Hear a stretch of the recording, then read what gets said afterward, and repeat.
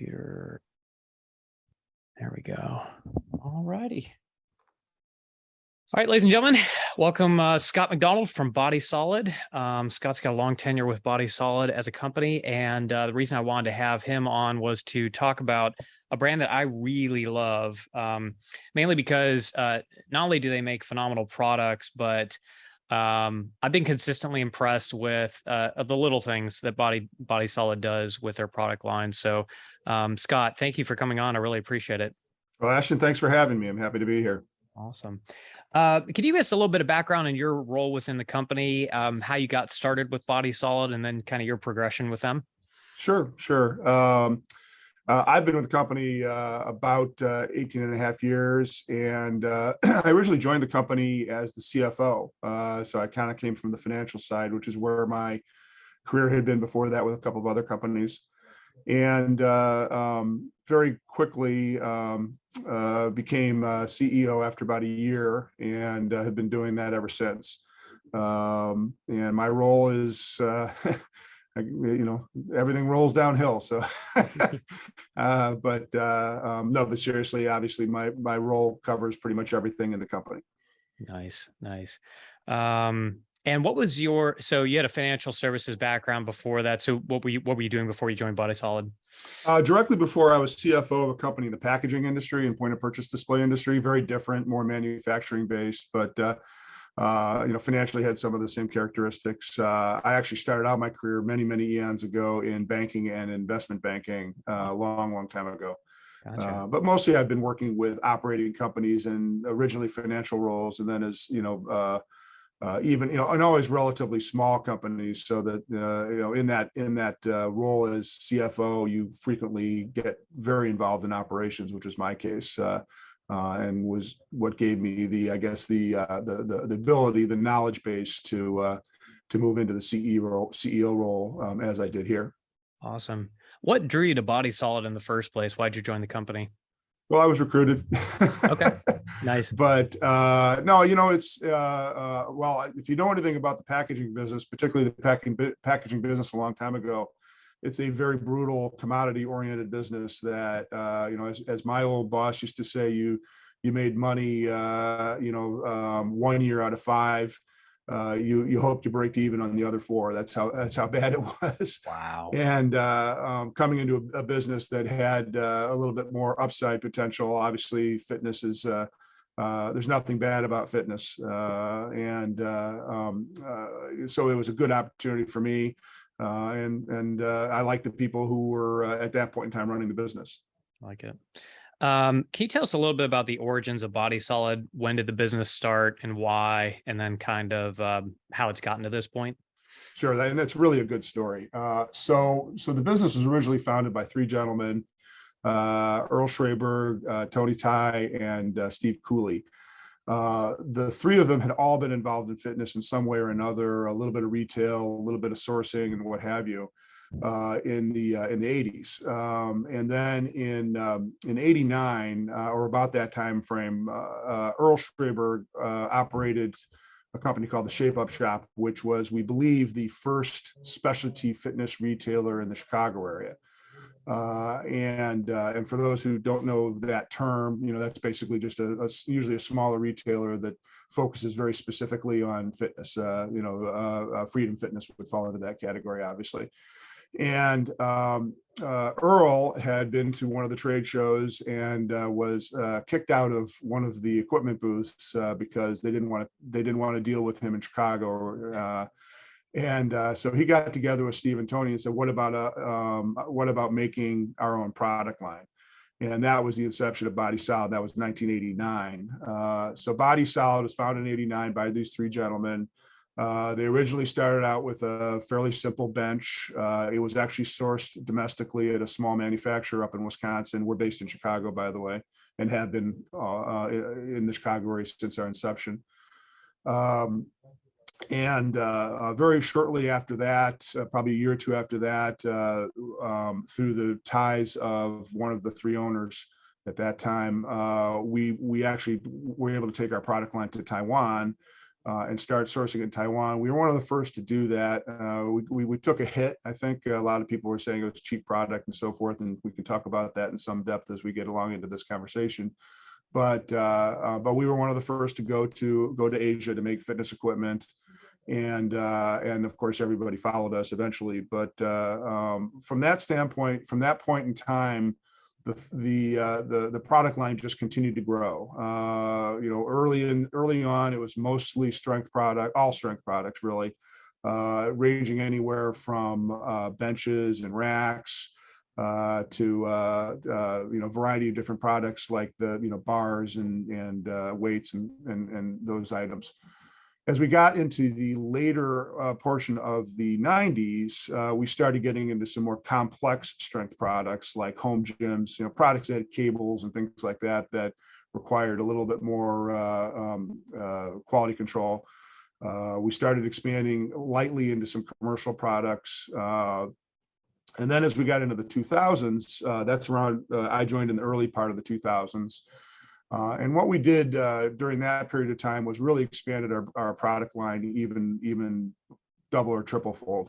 And I'm not gonna, we can go in a lot of detail here, but from between, in the last 20 years, we've developed multiple different product lines. BodySolid is still our best known line, and below that we have Powerline, which is a really good, mostly strength line. Below that we have something called Best Fitness, which is kind of an entry level. So it's kind of a good, better, best.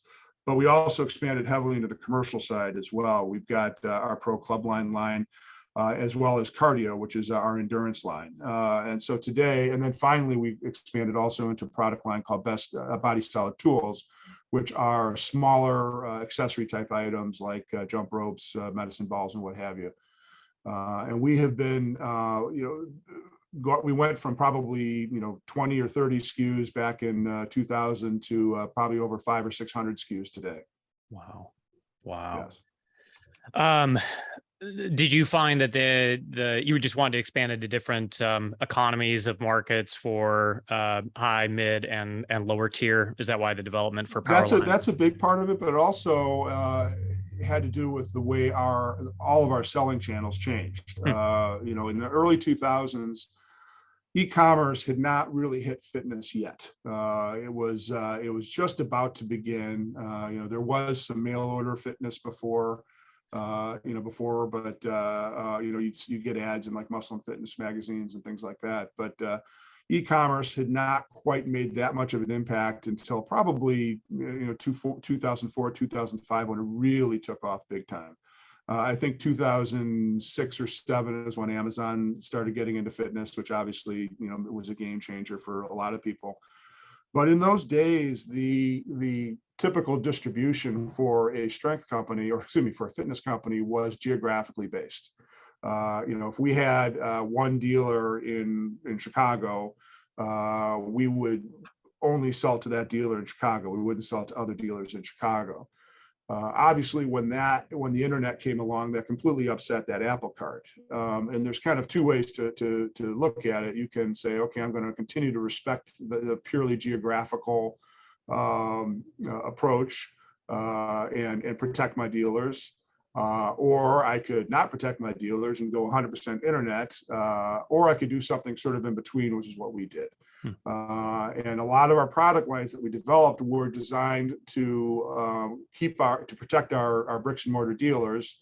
So like to this day, the BodySolid line, while you'll find it online, it's got a MAP pricing policy, and it's really designed for our dealers to floor and to sell, and if they want, sell online. And then we've got some of the lower product lines, particularly Best Fitness, which is much more designed for the online seller, and very few of our dealers will floor that line. So a lot of it had to do with that. A lot of it had to do with, I think fitness as a whole has gotten a lot more creative and a lot more accommodating of different things. The functional trainers that have been developed over the last 20 or so years are an example of a great product. Needs some training to use it, but was not as common, 30 years ago. And then just going back to the original part of your question, absolutely, there's definitely an element of good, better, best. So you've got Your fitness, I don't mean this in a negative way, but snobs, who really want, these are the people who really want to have top equipment in their house, maybe even commercial level fitness in their house. And they want it to be, look good, perform good, of course, and everything else. And that's really where our BodySolid and our Pro Club Line lines come in. Powerline, good examples. If you look at Powerline, say a Powerline bench and a BodySolid bench, if you look at them in my showroom right now, right next to each other, you can see the difference. The metal is smaller, smaller gauge. You've got, slightly thinner pads. If you look at them online, you can hardly tell the difference. So Powerline is really a good line to be sold online because it's going to be less expensive. Instead of a lifetime home warranty that the BodySolid product has a 10-year warranty, which is still an excellent warranty. It's just not lifetime. And then the Best Fitness, as I mentioned before, is really an entry-level product for for people who may want to bench and aren't going to use it on a regular basis. The other thing that's nice about a lot of the Best Fitness products is they sell in one box, which makes it a lot easier to ship and so forth across the U.S. That's really nice. Yeah, I've been super impressed with. We've got the Powerline PR1000 rack in here, and I just noticed there's some things which we'll talk about later, which I've been really impressed with, just like little details and things, even on a basic rack, which I was not expecting at all. It's extremely way sturdier than the basic stuff that we used to carry for us as well. How is other than developing different lines, with Powerline and Best Fitness, how has the brand evolved over the years? I'll talk a little bit about COVID here in a second, but I'm sure that as far as the brand is concerned, like you've got more SKUs now. Is there anything else that BodySolid has done to kind of differentiate itself a little bit more from, say, the competition? Well, that's a really good question, because a lot of the products that we make and that we sell well are our traditional bread and butter products that people are they need on a regular basis. It's not necessarily the sexiest end of the business, to be honest with you. It's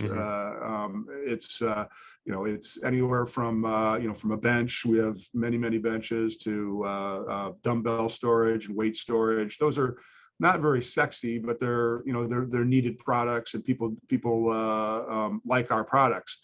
I think why they like our products and why we're differentiated from the competition is it's looking at the whole package. There are a lot of companies selling similar products, but you have to look at what is the full package. There's the initial development of a product. Is how is it developed? Is it made to quality standards? Is quality control adhered to? And then there's the post sale of the product. If you get there and it's missing a nut, hopefully it's not missing a nut if we did our QC right, but the nut rolls under your bench and you can't find it. Are they going to support you by getting you a new piece really quickly? And then a new part, and then secondary to that is, okay, it's a year, it's 2 years, it's 10 years, or it's 15 years down the road. Is that company still going to be there and be able to support my product? We've got customers who call us up and say, I've had one of your home gyms for 25 years, love your home gym. And by the way, I need a new cable for it. Okay, well, sure, here it comes. And like, okay, how much do I owe you? Nothing. That's part of the warranty, my friend. And a lot of people don't think about that when they buy a product, and this is not just in fitness, but they just don't think about there's the cost and there's the price. And the price for an item might be $100, but the cost in the lifetime of it is that $100 item going to last 10 years, and the $150 items is going to last a lifetime. The $100 item, is it going to you're going to have to pay for parts down the road that you don't want to have to deal with. So I think that when you look at that is where I think BodySolid does differentiate itself. We have outside my office right now, we've got a fully staffed customer service department that will answer your call, and if they need to spend an hour with you to help you set up a new product of ours or to answer whatever question you might have, they'll spend an hour with you. Does the company have the resources to to get you information, to get you, is there a question on the manual? There's a lot of that, what I would consider the full package. And I believe that is where we differentiate ourselves.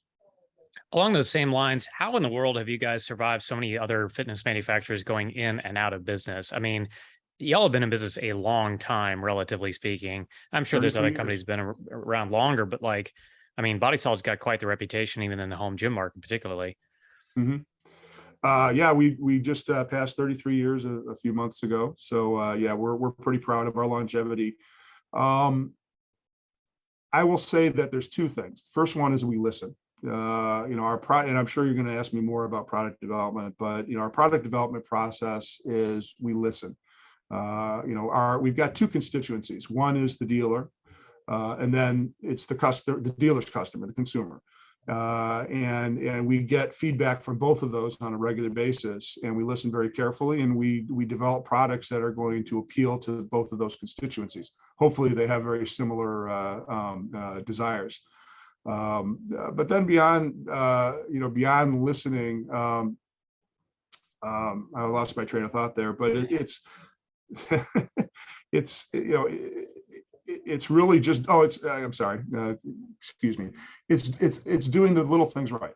We're all watching the baseball playoffs right now. Well, we aren't in Chicago anymore, but it may not be for a while the way things are going. But at any rate, it's the baseball team will say, why are we successful?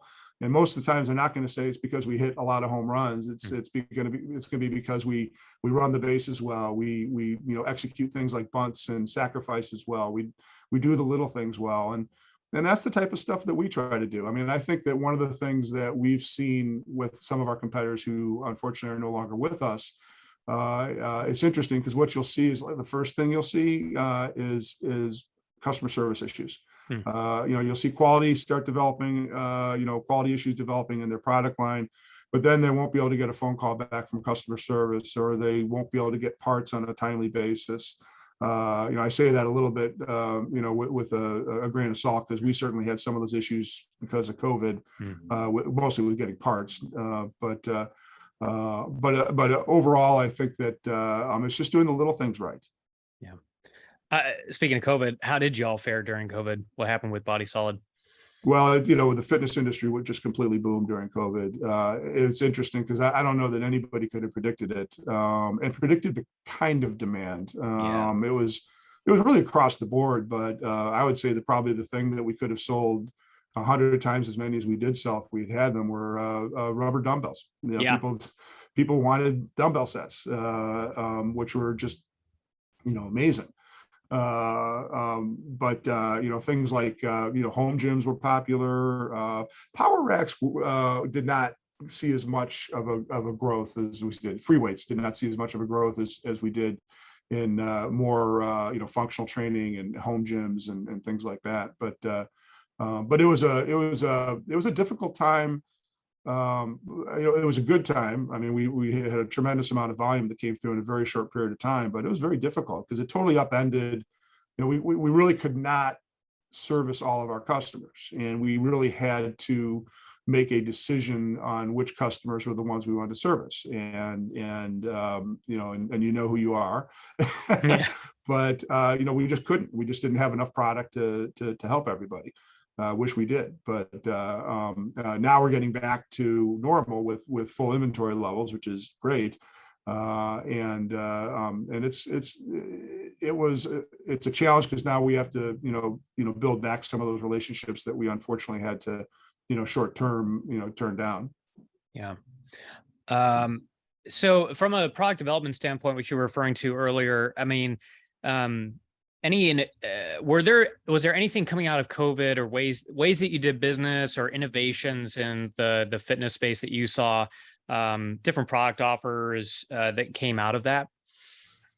Well, innovation from that standpoint, I think obviously I think that you saw a tremendous amount of growth in the virtual exercise, obviously the Pelotons of the world and things like that.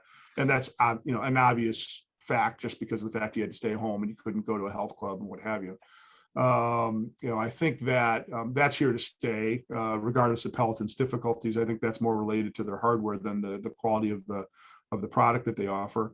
And I do believe that connected fitness is going to be a big part of the strength industry eventually. There's, that's not really hasn't been developed in great ability, great what I would consider not to the degree that it's been developed in cardio yet.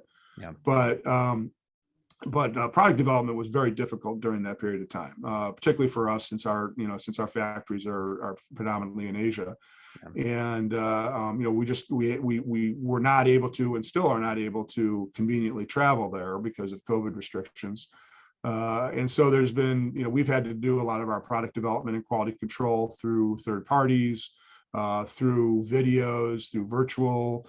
It's increased the time and the cost of product innovation. Where we used to, go there and review a prototype, go through it in great detail, make changes, et cetera. We now have a prototype shipped to us here, which takes a period of time and costs money. We review it here, then we have to try to hopefully convey the changes, to our partners and vice versa. And so it just has really added time and money to the process, and that's still with us today. That said, we've still managed to come out with probably, depending on the year, 10 to 20 new items almost every year. Wow. All the way through COVID. Wow. How are you guys developing new products anyway? I mean, you mentioned earlier, listening has, been key for BodySolid, and I think that really shows in the product line. But is it mainly client feedback, and or are you guys jumping on any sort of trends or anything in the industry, or is it kind of other ways that you guys are developing that kind of stuff? Well, yes to everything you said. But let me tell you a little bit about our staffing. We've got a sales team that is relatively small for a company our size, but incredibly deep. Goes everywhere from almost, some of them have been with us almost 30 years. Wow. To I think, we have a few newer folks, but most of them have been with us more than 10 years. Every one of them is a fitness enthusiast, whether they are working out on weights, cardio, both. They know what they're talking about. On top of that, we've got a product engineering team, we've got our customer service team, and we've got all of our customers, both the direct customers, meaning the dealers, and the indirect customers, meaning consumers. And we listen very carefully to that. We pay attention to what's happening in the market. And our process is pretty simple. We get together on a periodic basis, and we throw everything at the wall, and we say, okay, what do we think we want to do here? What's the latest and greatest? What do we want to do? And we need something to fill a hole in our product line there. We need, there's an attachment that we want to develop for one of our power racks, whatever it might be. And we probably come up in those meetings, we come up with, 50, 60 different ideas. Then basically, we leave that table, and myself and our engineering team and some of the other folks kind of distill that down into a manageable list. And then we look at what we want to do, and we go after it. Nice. On that, a similar vein, I've been consistently impressed with not only, so for people listening that don't know, when BodySolid ships stuff to, I'll just speak for myself. So I've had manufacturers where pallets are insanely damaged. Crating is horrific. The packaging is completely botched, and it makes it very hard to load and unload product, even with forklifts and with all the right tools at your disposal, even with docks. BodySolid hasn't done any of that. Like, their packaging is pristine. It's exactly what you need to unload with all the right tools. And never had a customer complaint about any of the ways in which, like, no parts missing, that kind of thing.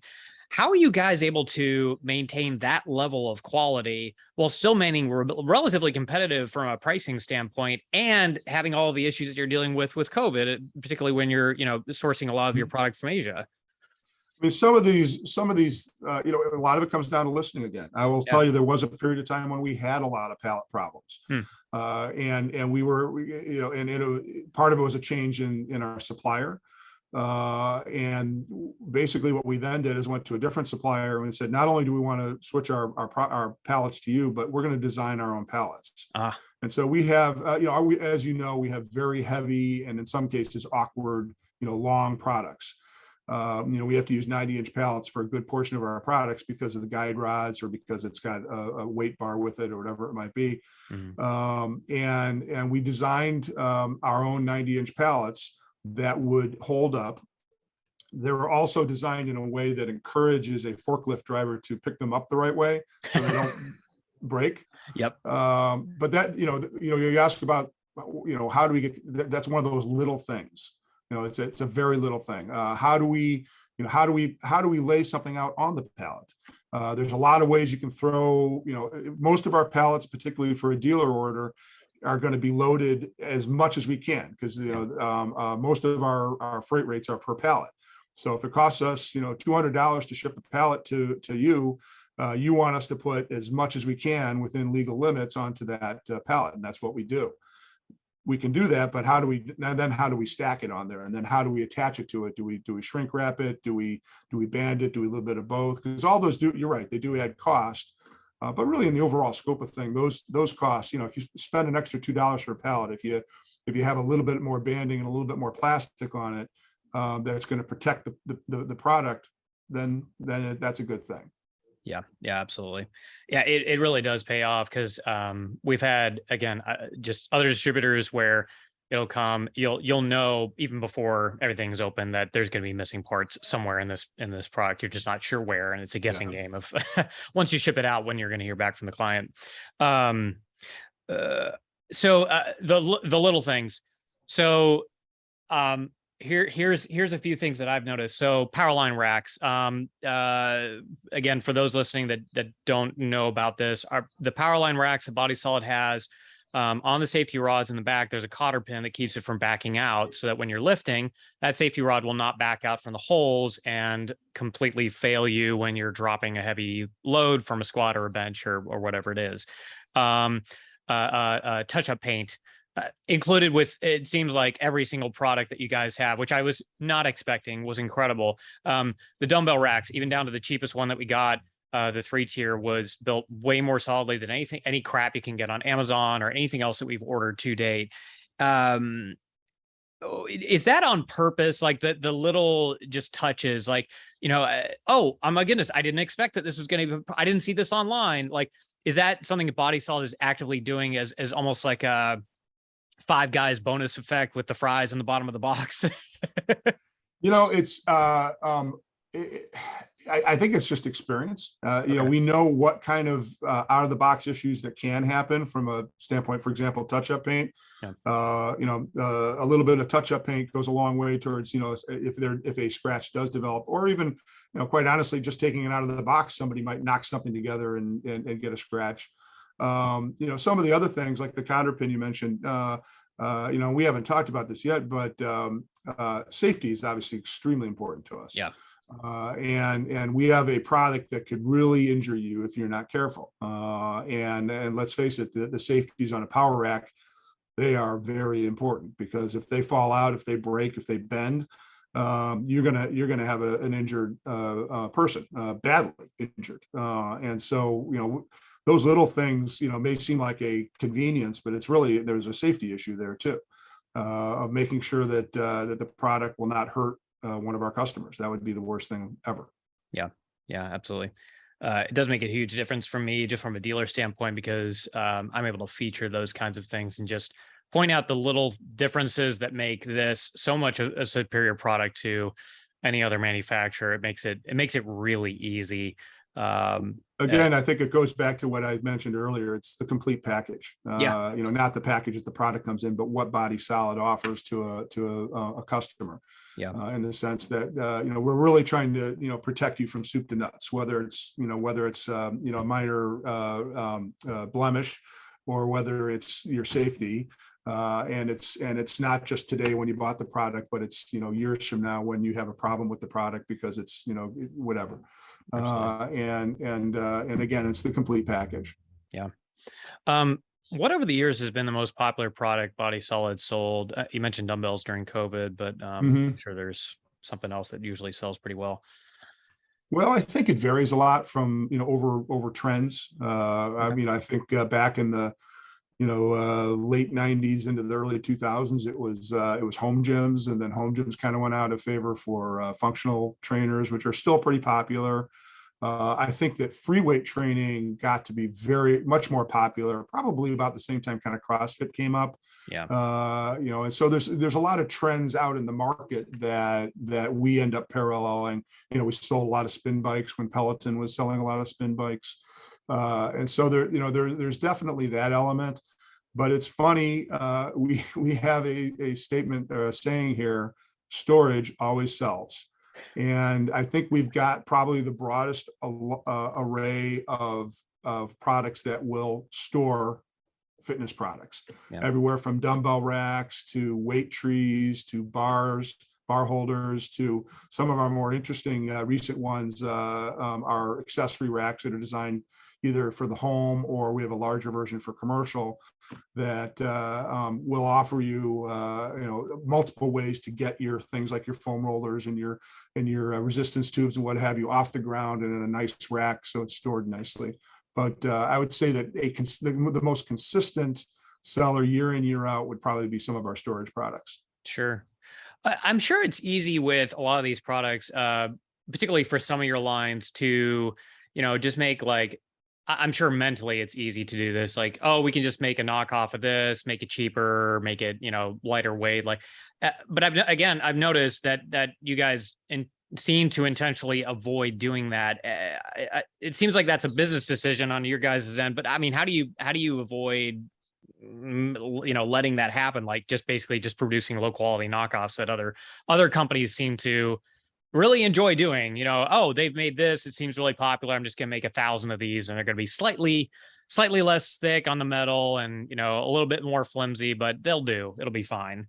I think in the long run that comes back to bite you. I think that we look at a product and we don't really talk about.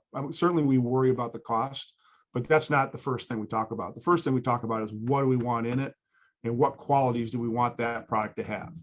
And we may come back and find out that the product is way too expensive for what we're looking at, and we might have to make some compromises. But we're looking at products and trying to make them better, Yep. not cheaper. And I think that in the long run, if you make a cheaper product, that is the type. They fail sometimes. You probably can't offer the same warranty we do on that kind of a product. We've seen a lot of fitness companies come and go over the years. And the ones that usually have problems are the ones that they don't stick around long enough, are the ones that do not make a quality product and do not back it up. Sure. I wanted to go into one particular product, and if you don't know the answer to this, that's totally fine. But one of the products I've been consistently impressed with is the R300 Rower. Yeah. I put out a bunch of videos about this on our social media page because I thought there was no possible way anybody could beat Concept 2 in terms of quality or price or whatever it is. And then we got in the R300s, and our fitness tech has said that in the 5, 10, 15 years he's been working on this stuff, he's seen one come back for service, which to me is more impressive than honestly any testimonial that I could ever come up with. Who do you know who like came up with that product? Was it in competition with Concept 2 to begin with? Like where did that all start? Well, obviously, when rowers began to become much more popular, and they've been around for decades, Yeah. Back when they were called ergometers, but they've been around for forever. And Concept 2 was and still is kind of like the premier version of rowers. They make a wonderful product. Yeah. When we decided we needed to add a rower to our product line, we started looking at, what's out there. And obviously Concept 2 is somebody that we would have targeted from a standpoint of trying to do better than them. And so we worked hard on that product. And I think the results, as you just mentioned, have shown that we unfortunately don't have the name of Concept 2, and I'm sure they still sell a whole lot more rowers than I do. But we challenge people to get on, both rowers if they have the opportunity, and tell us, why they would spend more money on the concept too. Yeah, absolutely. Yeah, that's the one thing that I've noticed. And again, my tech has mentioned that, when he was working for previous distributors, that they would get on a concept too. They would get on the BodySolid rower, and in every single circumstance, they would choose the BodySolid rower because it's just it's bet in my opinion. And people may disagree. It's just a better built rower. It's 20 pounds heavier. It's built like a brick house. Like Mhm. it's absolutely incredible. And I'm sure there've been iterations and changes to that, but yeah, it's been super impressive. And so your product development team must be like, where are these guys coming from? Are you recruiting them from like Sorinex, or like where are these guys coming from? Well, again, as I mentioned earlier, our product development team is a cross-functional team that, Yeah. I mean, there's really only a couple of people who are totally focused on product development all day. Okay. But for I guess the interesting part of the product development, where we're coming up with the ideas and where we're, putting together the specs for a new product, that is a really broad group. And that can be challenging. I mean, when I say broad group, you're talking about 10, 15 people. And what's, their backgrounds, they range anywhere from a customer service person who knew nothing about fitness when we hired them, but has been on the phone with customers dealing with customer service issues for the last 5 or 10 years. There's somebody who has zero fitness background. We happen we happen to have a lot of ex-Life Fitness people who work for us, because we're in the same town of Life Fitness, particularly on the sales side. And so a lot of those folks have migrated to us. We have, I would say that, a lot of their fitness has been self-taught. And when I say that, I'm talking about people who've been, they've been adults, for a long time, anywhere from, 10 to 40 years. Nice. And during that period of time, they're fitness enthusiasts. So you learn, and back in the day, it might have been, going to trade shows and trying everybody else's fitness equipment. Today, obviously, besides all that, there's, you got Reddit, you got so many different, you got this podcast, you got so many different resources to learn, but nothing really beats actually using it. And when, one of these days I'll have to film it, but when a prototype comes in and it gets built, it's like a magnet. We've got, people surrounding it and trying it out and saying, oh, this is great. I don't like this. And we do that with every product, and and all that feedback, and not everybody agrees either. But we get all that feedback together, and eventually we hopefully come up with a product that, satisfies most everyone. We'll never satisfy everyone. We'd like to, but it's, it's the nature of the beast. Yeah, it definitely shows. Last question for you. Any upcoming products or things to anticipate coming up for BodySolid as a company? Well, let's see. I mean, I think we've been spending a lot of time, working on a couple of different functional trainers that we came out with. Nice. On the commercial side, we continue to, we've got our SPR power racks, which are really a really great rack, and mostly they've been out for a number of years now, but we've been working on developing a lot more attachments for them that will, like a lat attachment and things like that will allow us to, just offer a more complete product there. Recently just came out with a brand new 4-stack gym, which really just got introduced within the last couple weeks. And it's going to be a great commercial piece for those who are looking for it. Oh, nice. So those are some of the things that are in the hopper right now. I like the rest. I can't tell you, otherwise I'd have to kill you. I like it. Those 4-stack pieces are the ones that I've come across have been insanely beefy. So I'll be curious what you guys are coming out with, because yeah, this is a nice one, and we can get you more information on it right away if you'd like. But it's it is beefy, but it's also compared to others, I think, going to hit a price point that people are going to be really excited about. Excellent. Okay. I love it. Where can people find more information about BodySolid and y'all's products and offers?